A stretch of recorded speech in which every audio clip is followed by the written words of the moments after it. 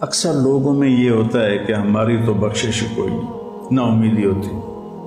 پتہ نہیں ساری بخشش بھی ہونی ہے کہ نہیں ہو، ہزے اتنا گناہ کیتے نا سی ساری معافی کوئی نہیں۔ تو اللہ کہتا ہے یا عبادی، اے میرے بندو، تو اے میرے بندو میں جو پیار ہے، یا عبادی، یا عبادی، اے میرے بندو، یا عبادی، یا اللہ کون تیرے بندے کون؟ الذین اسرفوا علی انفسہم، جن کی زندگی میں نیکی نام کا ایک حرف بھی نہیں ہے نا، تم بھی میرے ہی ہو، تم بھی میرے ہی ہو۔ یا عبادی الذین اسرفوا علی انفسہم، کس محبت سے اللہ نے نافرمانوں کو،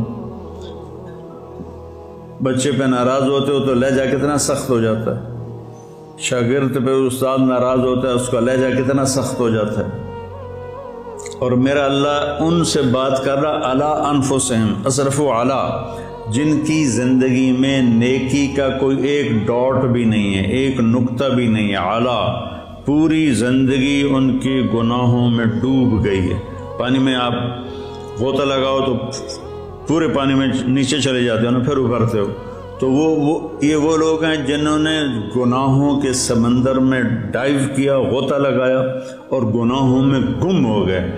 اللہ نے کہہ رہا ہے اے میرے نافرمان بندو،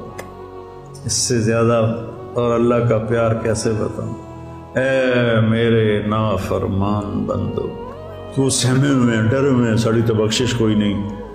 ساڑا تو کوئی حال کوئی نہیں، تو اللہ تعالیٰ کہہ رہا ہے لا تقنطوا من رحمت اللہ، میری رحمت سے مایوس نہ ہونا،